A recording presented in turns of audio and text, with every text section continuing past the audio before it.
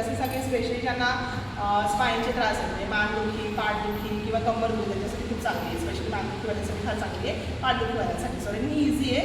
So जे लोक सूर्यनमस्कार करू शकतात ती पाठदुखी और स्पाईनच्या इश्यूजमुळे ते लोक पण हे अल्टरनेट म्हणून करू शकतात. आणि फक्त गुडघेदुखी असेल तर अवॉइड करा आणि एका दिवशी म्हणजे एका वेळेस किंवा 2 वेळा ही रिपीट करा.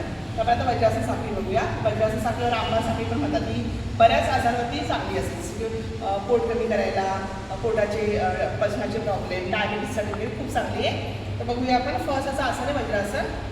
त्याच्यानंतर हे नेक्स्ट आहे जानुपुस्तासन. म्हणजे आपण जानु म्हणजे गुडघ्यासोबत पण हात ठेवले आणि हे आपण अंगठे जे ते जुळवलेले आहेत आणि चालू सरळ. सो मानेवरती खूप छान ताण येतो बघा.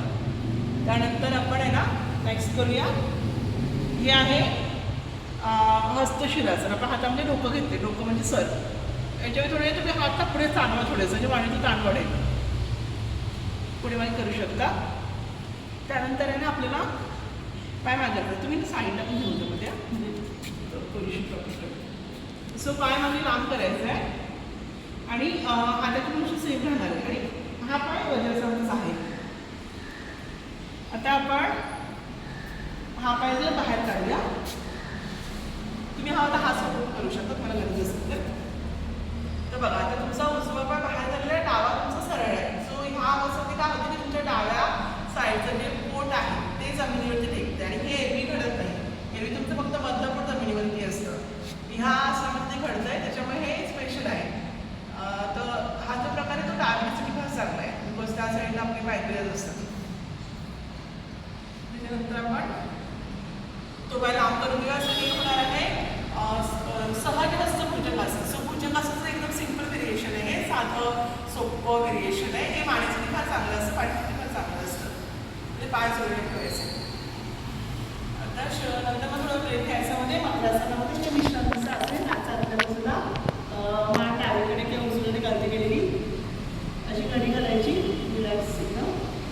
त्याच्यानंतर मग 1 मिनिट जरी घेऊन मग रिलॅक्स सोडायचं आणि मग ह्याला म्हणतात अध्वासन. म्हणजे झोपून वृक्षासन एखाद्याखाली वृक्षासन करतो आपण शेवटी तसं हे झोपून आहे अध्वासन.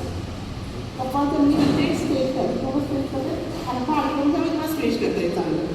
स्ट्रेच करा, स्ट्रेच करा, थोडं स्ट्रेच करा. त्याच्याने मानेवरती खूप छान ब्रेक होतो. शेवटी परत यायचं आपल्याला उलटं. हे आहे कोणाचं व्हायचं असं मुलं असं उलटं येतं तर सगळे असं रिपीट होत आहेत. त्यानंतर डावा घ्यायचं. ही असणार आहे ते सहजस्थ भुजंगासनामध्ये अर्ध आहे, अर्ध सहजस्थ भुजंगासनाला. आता तो पाहिजे तो मांडी खाली घ्यायचा. स्वतः तुम्ही लेफ्ट पाय करता तुमचा राईट पाय होता सो दोन्ही बाजूला बरोबर छान तुम्हाला दाब मिळतोय. हा तर बरोबर आलं ते झालं जानुशिरासन.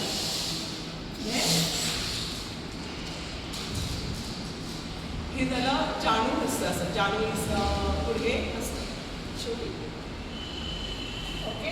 सो हे करू शकता. मानदुखीसाठी खूप चांगली आहे. रेग्युलर करा. मानदुखी